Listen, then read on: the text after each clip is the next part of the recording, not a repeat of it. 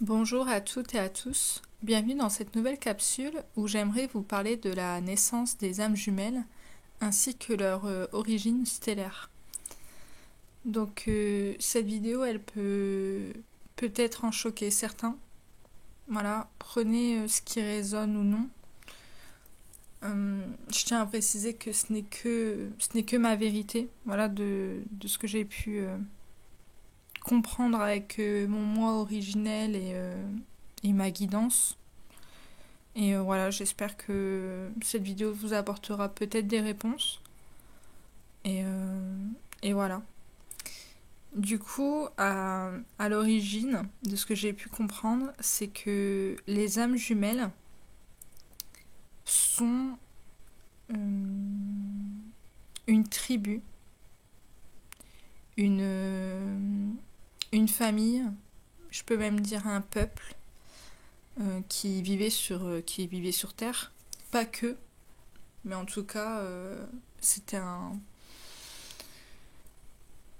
une tribu qui vivait sur Terre et où chaque âme jumelle était déjà incarnée dans deux corps.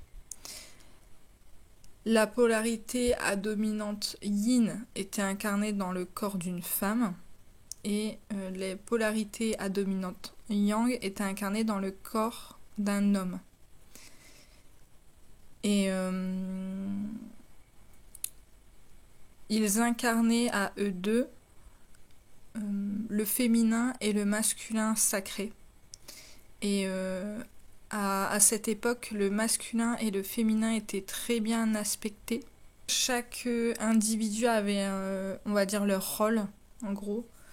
Le féminin était respecté pour ce qu'il était et le masculin était respecté pour ce qu'il était.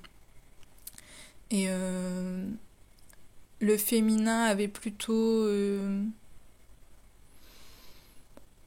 je dirais, un rôle dans tout ce qui était guérison, télépathie, médiumnité, enseignement,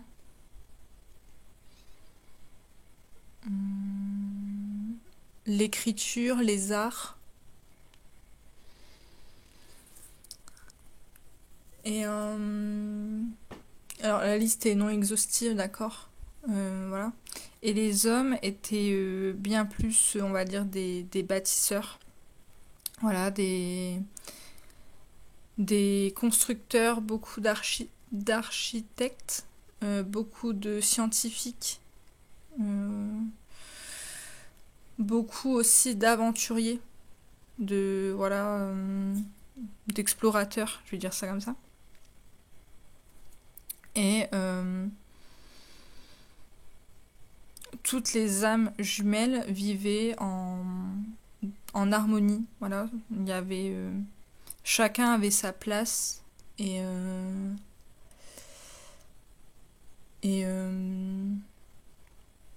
ils incarnaient l'amour inconditionnel sur Terre. Ils incarnaient leur moi supérieur. Il n'y avait pas de blessure, il n'y avait pas de parcours comme on peut l'entendre. Il n'y avait pas de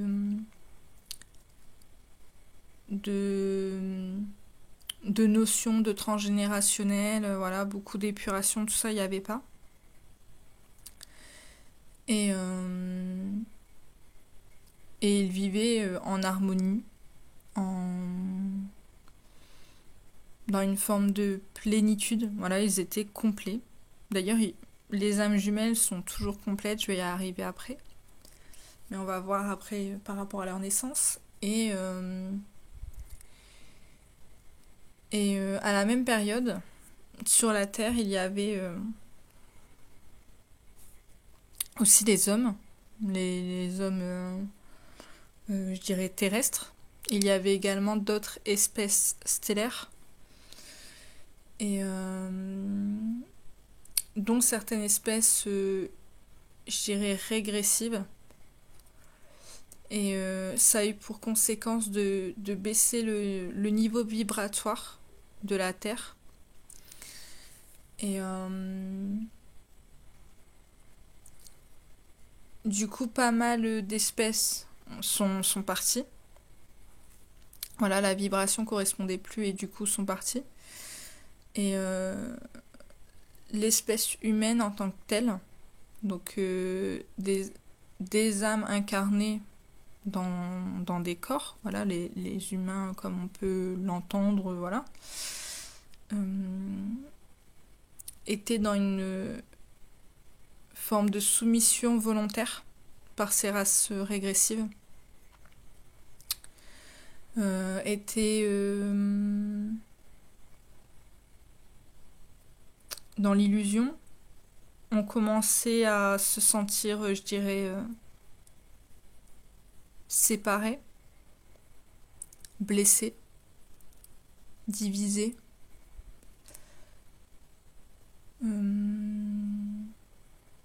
Voilà, les blessures sont apparues. Il y a eu de l'exploitation, beaucoup de violence, beaucoup de régression, beaucoup de jeux de rôle dominant-dominé. Et le peuple des âmes jumelles, eux, étaient très complexes à dissoudre, dans le sens où les âmes jumelles, avec leur binôme, étaient, on va dire, invulnérables, dans le sens où, ensemble, à deux, ils étaient fusionnés et ils étaient unis. Du coup, on n'arrivait pas à faire baisser leur vibration. Et du coup, voilà, ça faisait... Il y avait plusieurs duos qui formaient du coup le peuple des âmes jumelles. Et du coup, à un moment donné, ça a été très violent, mais il y a eu des tueries de masse. C'est-à-dire que ces êtres humains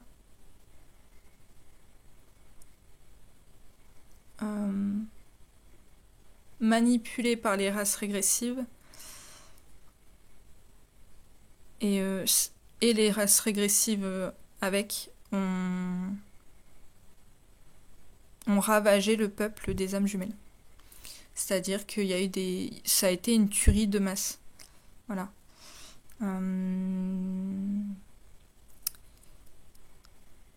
Ça a eu pour conséquence plusieurs choses. Donc,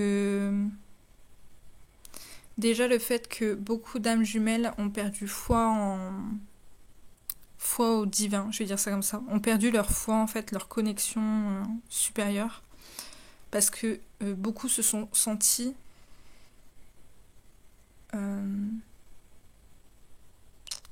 trahis et abandonnés par la source, je vais dire ça comme ça. Même si à l'époque il y avait ce côté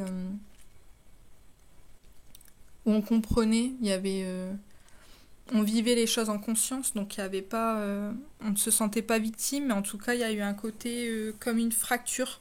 Voilà. Il y a eu une fracture en fait à ce moment-là. Beaucoup d'âmes jumelles se sont senties du coup trahies, abandonnées par la source. Beaucoup d'âmes jumelles d'ailleurs qui sont restées sur Terre ont essayé d'éveiller les êtres humains entre guillemets soumis. Alors on peut enlever les entre guillemets. Voilà, de la soumission on va dire volontaire. Et sans succès. Et du coup, il y a pas mal d'âmes jumelles aussi qui sont, on va dire, apeurées de voir que certains humains entre guillemets, ne s'éveillent pas. Voilà. Il y a beaucoup d'âmes jumelles qui veulent un peu secouer les êtres humains mais regarde ce qui se passe, voilà quoi. Vraiment, oui, essayer de les éveiller. Et du coup, ce qui est compliqué aussi, c'est que au moment de la réunion, ou en tout cas voilà, des retrouvailles, ce qui va être compliqué, c'est que il peut y avoir des réminiscences de peur qui remontent dans le sens où euh, on peut avoir peur de revivre les massacres qu'on a vécus. Donc de se dire que si on se réunit, ben on va de nouveau nous massacrer, on va de nouveau massacrer nos enfants et notre famille. Ce qui est extrêmement dur et violent. Ce qui peut expliquer voilà pourquoi aussi on manque de foi dans le divin et en l'humanité. Et c'est aussi ce qui explique pourquoi certains individus ne veulent pas, on va dire, être âmes jumelles, ne veulent pas croire qu'elles le sont, ne veulent pas l'être en fait, ne veulent pas spécialement s'éveiller ou d'incarner aussi leur mission d'âme, leur mission de vie et leur puissance et pouvoir personnel. C'est pas seulement une difficulté égotique, c'est aussi un frein de l'âme, on va dire. Plus ou moins fort. Mais voilà, il y a énormément d'âmes jumelles qui ont peur d'être âmes jumelles. Et c'est pour ça que, pour moi, ça c'est un signe assez fort que quand on est soulagé d'apprendre qu'on est âme jumelle, ou qu'on est heureux, ou qu'on s'attache à ça, pour moi c'est signe que nous ne le sommes pas. Parce que une âme jumelle a dans ses mémoires, ses traumatismes, qui fait que elle se dit non, je veux pas, ça me fait peur, je veux pas. Et la polarité yin et la polarité yang sont tous les deux sur le même chemin d'éveil. C'est-à-dire qu'il n'y en a pas un éveillé plus vite que l'autre, avant l'autre. Ça n'existe pas. Ça aussi, c'est une illusion. Parce que en soi, qu'est-ce que l'éveil ? Est-ce que l'éveil, c'est-à-dire de pouvoir poser le mot âme jumelle sur notre relation ? Je ne pense pas. Et c'est pas parce que ce n'est pas verbalisé, ou c'est pas parce que on n'a pas le terme âme jumelle, ou c'est pas parce que ce n'est pas manifesté de votre point de vue que l'autre n'est pas éveillé. Voilà, pour moi, limite, l'éveil, il se fait au moment de la reconnaissance, en fait. De mon point de vue, et même peut-être, entre guillemets, j'ai envie de dire, même avant, c'est-à-dire que quand moi je suis polarité yin, mais j'ai toujours su que mon autre était là. C'est-à-dire que je voyais son visage dans mon sommeil, par exemple, enfant. Je pensais même à l'époque que c'était un arrière-grand-père que j'avais pas connu, ou voilà, parce que je sentais très bien que c'était une personne qui m'aimait. Et donc j'avais pas associé à me dire c'est mon futur amoureux, quoi. Mais voilà, j'ai toujours su que j'étais la femme destinée à un seul homme. Donc voilà, à partir de quel moment on peut dire qu'on est éveillé ou pas, à partir de quel moment on peut dire qu'on travaille sur soi ou pas.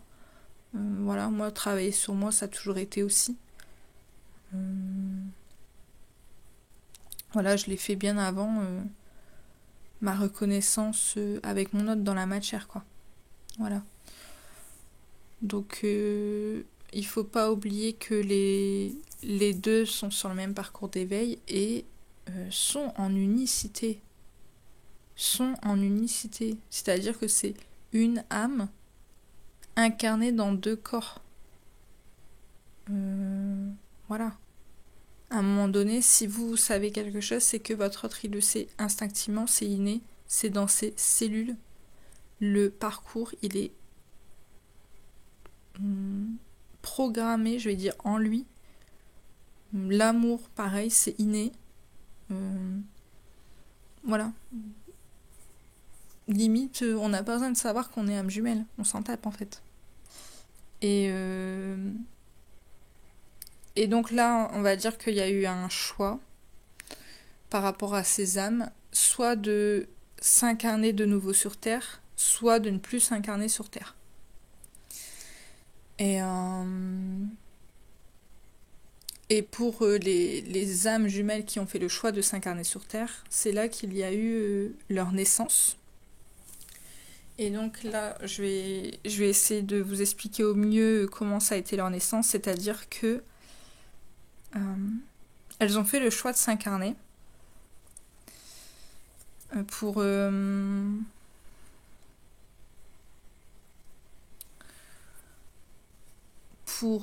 rester sur Terre. C'était un choix. Voilà. Voilà, ça c'est la conséquence du coup des massacres qu'il y a eu. Alors désolé, mes propos peuvent être un petit peu confus, parce qu'en même temps je suis quasiment en canalisation, donc c'est un petit peu compliqué. J'aurais peut-être dû prendre des notes. Voilà. Mais du coup, à ce moment-là, les âmes jumelles savaient très bien ce qu'elles faisaient, c'était un choix. Personne ne les a forcées, personne ne les a contraints.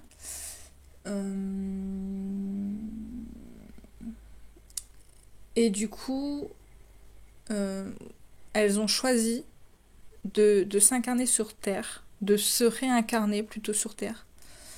Et sauf que en fait la vibration planétaire avait baissé par rapport à ces massacres. Il y a eu voilà une fracture énergétique, vraiment. Ça a eu le don de faire chuter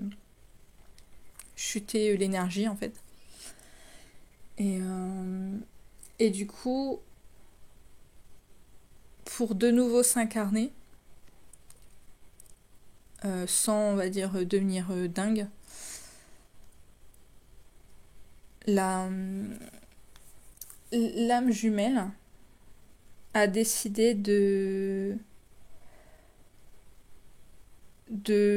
mettre un voile de l'oubli. Alors, je vais essayer de m'expliquer, c'est un petit peu compliqué. Parce que mes propos sont diffus, je suis désolée. Je vais essayer de me recentrer, c'est un petit peu dur. Mais en gros, au moment de la naissance des âmes jumelles, ce qu'on peut appeler la scission originelle, mais j'aime pas ce terme, je vais vous expliquer pourquoi, les âmes jumelles étaient conscientes qu'elles allaient se mettre elles-mêmes un voile de l'oubli. C'était un choix, parce que elles savaient très bien qu'elles pourraient de nouveau supporter la vibration d'être ensemble seulement au moment où le niveau planétaire aurait de nouveau augmenté en termes d'énergie. Et du coup, pour ne pas tout le temps savoir qu'il y a eu des massacres, pour ne pas tout le temps penser à l'autre, savoir qu'il y avait la réunion avec l'autre, je sais pas, dans je ne sais combien d'années, de siècles même, on peut dire, elles ont décidé de se mettre un voile de l'oubli. Ça a été un choix. Et ça, je tiens vraiment à le préciser, parce que du coup, c'est-à-dire que la scission originelle et toutes les blessures et toutes les blessures en même temps vécues dans le parcours ont été souhaitées. C'est-à-dire que les deux polarités ont accepté de vibrer ces blessures qui ne sont pas des blessures en tant que telles, parce que les âmes jumelles ne sont pas blessées, elles ne sont pas divisées, elles ne sont pas scindées, elles ne sont pas moitié deux, je vais vous expliquer après. En gros, ces blessures sont des programmations erronées de la matrice, je dirais, artificielle sur Terre. C'est-à-dire que sur Terre, quand on décide de s'incarner sur Terre, on prend des programmations qui sont comme des accords communs pour vivre sur cette planète, pour vivre sur Terre. Et donc il y a des programmations erronées qu'on appelle des blessures. Voilà. Il y a aussi des programmations karmiques, il y a aussi des programmations transgénérationnelles. Le voile de l'oubli est également une programmation. Voilà, il y a énormément de programmation matricielle en fait.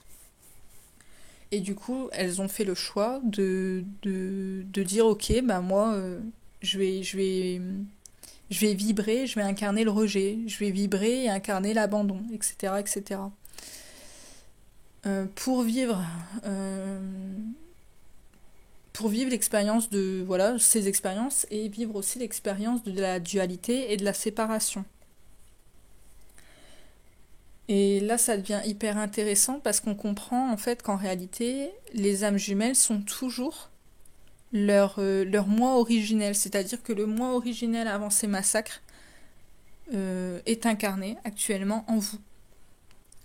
Et que ces programmations erronées, en fait, ne sont pas des blessures à guérir, mais des programmations à déprogrammer. Voilà, et à comprendre. Donc vous n'êtes pas blessés. Vous n'êtes pas des individus blessés, mais vous êtes des individus complets, rayonnants.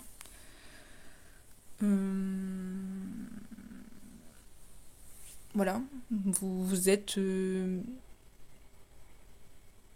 j'entends absolu. Voilà. Et du coup, leur naissance, comment ça s'est passé? Les âmes jumelles, donc là je vais me focaliser sur un duo. Les âmes jumelles ont fait le choix d'incarnation d'avoir ce voile de l'oubli. Et donc, au moment de l'incarnation, elles étaient ensemble dans ce qu'on appelle l'œuf cosmique. Et se sont fait la promesse de se retrouver une fois qu'elles auront transcendé la dualité et au moment où les énergies seraient bien plus propices pour reprendre leur histoire où elles s'étaient arrêtées. Je vais dire ça comme ça. Et du coup là c'est la promesse de la réunion et de la fusion. Voilà. Et du coup le masculin sacré, polarité yang,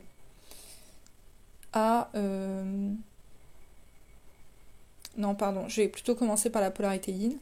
La polarité yin, donc féminin sacré, a émis l'intention de leur naissance. Donc au moment où ils étaient dans l'œuf cosmique, la polarité yin a vibré le fait qu'elles allaient se séparer. Avec des très grosses guillemets, parce que les âmes jumelles ne sont jamais, jamais, jamais, au grand jamais séparées. C'est-à-dire qu'elles sont illusoirement séparées. Et la polarité yang, donc masculin sacré, qui est lui l'individu acteur, l'individu qui œuvre, qui met en place, qui est dans l'action, a provoqué du fait de la polarité yin a émis le souhait d'être en séparation. La polarité yang a provoqué cette séparation. Donc il a ouvert l'œuf cosmique et ça a eu l'effet de les séparer. Au moment de se séparer, c'est là qu'a eu ce voile de l'oubli. C'est-à-dire au moment où l'œuf s'est scindé en deux, il y a eu, le voile de l'oubli, sauf qu'il faut bien comprendre que l'âme n'est pas séparée. Ou l'âme n'est pas une moitié d'eux. L'âme n'est pas scindée en fait en deux. C'est plutôt une âme, une seule âme qui est dans deux corps différents au même moment. Donc en bilocalisation. Et du coup, à ce moment-là, la polarité yin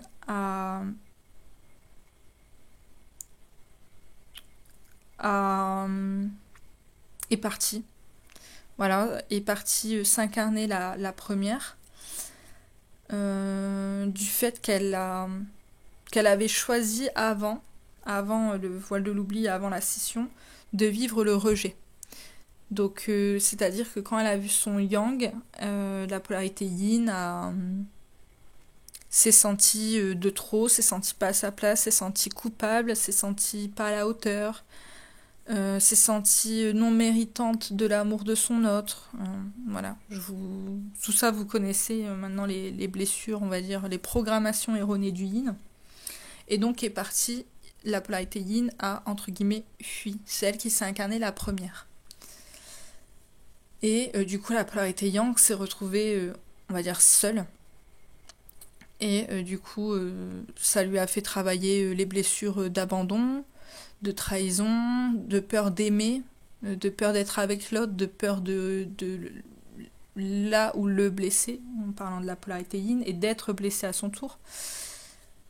Voilà, toutes les blessures et programmations erronées du yang, et il a décidé à son tour de s'incarner également.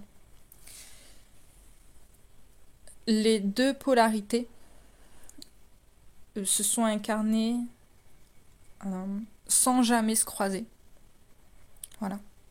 Sans jamais relativement communiquer dans la matière. C'est déjà arrivé que la polarité yin était incarnée sur Terre et la polarité yang non. Restée, on va dire, au paradis, c'est comme ça que je vais l'appeler. Et inversement. Et elles se sont également incarnées les deux polarités avec des âmes sœurs, ce que moi j'appelle les âmes sœurs primordiales. Et généralement, c'est des relations actuelles avec un individu avec qui vous avez eu beaucoup d'amour et beaucoup de vie. Voilà. Et du coup aussi pendant cette naissance, pour permettre aux deux polarités de se retrouver, la polarité yin va se souvenir de ses consciences émotionnelles et spirituelles, essentiellement spirituelles, pour permettre de manifester la spiritualité sur Terre. Et la polarité yang, elle va devoir, en tout cas va avoir comme rôle d'être extrêmement ancrée, d'être extrêmement dans la matière, extrêmement dans le concret, parce que son but, au moment des retrouvailles et de la réunion, c'est de permettre la manifestation et la création du duo sur Terre. Donc de permettre cet ancrage, cette assise. Et donc ça peut expliquer pourquoi on a des yang qui paraissent bien dans la matière, bien dans ce monde qui peut nous paraître un peu vide de sens, parce que c'est leur but en fait. Ils sont là pour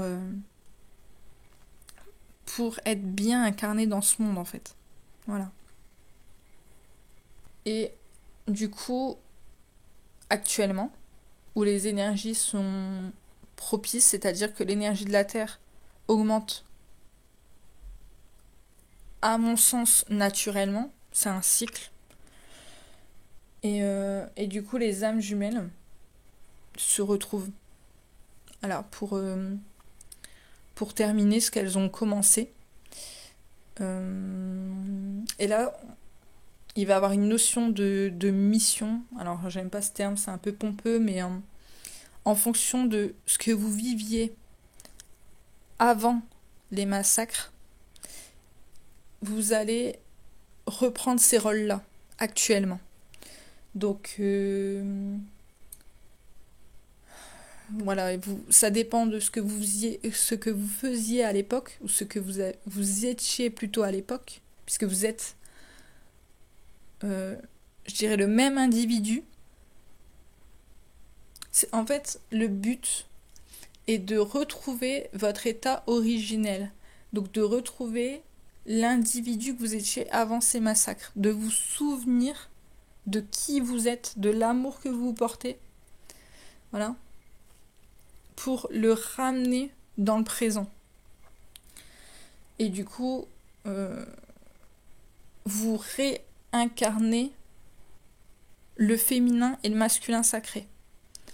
Et vous manifestez, matérialisez ce que vous étiez en train de vivre à l'époque. Donc si par exemple vous sentez que vous devez construire une famille avec votre autre, c'est qu'à l'époque vous l'aviez fait ou vous étiez en train de le faire et qu'on a massacré vos enfants. Ce qui peut expliquer pourquoi l'un ou les deux ont peur d'avoir des enfants.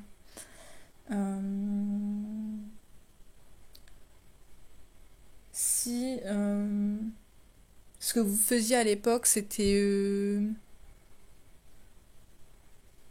ouvrir les consciences, travailler sur la fraternité, le partage, l'environnement, voilà, vous imaginez tout ça, bah là c'est ce que vous allez retravailler actuellement. Vous allez le sentir. De toute façon, ça, moi je pense que la mission c'est vraiment un appel d'âme, un appel du cœur, voilà.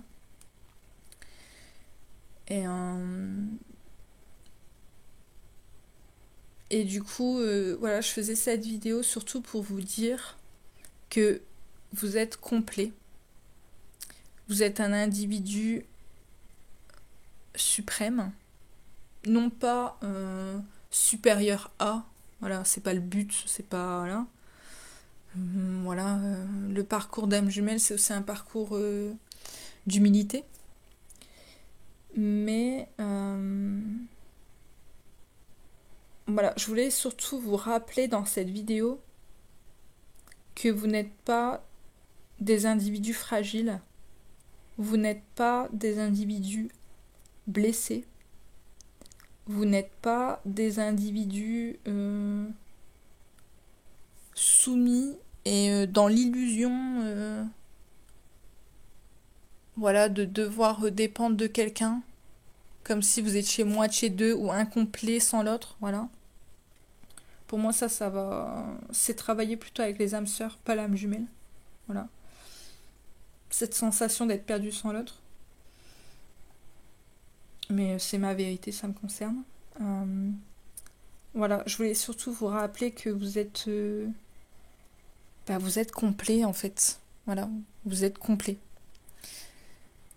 Et j'espère que cette vidéo aura eu pour rôle du coup de vous faire rappeler que vous êtes un être complet, un être divin, sans partir dans des fantasmes. Mais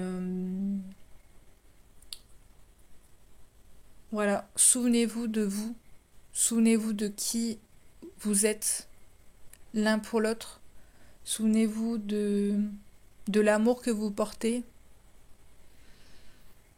souvenez-vous, essayez de vous souvenir, voilà, juste se ramener votre passé au présent pour manifester votre futur. Voilà, je vous remercie pour votre écoute. Prenez soin de vous et à bientôt dans une prochaine vidéo.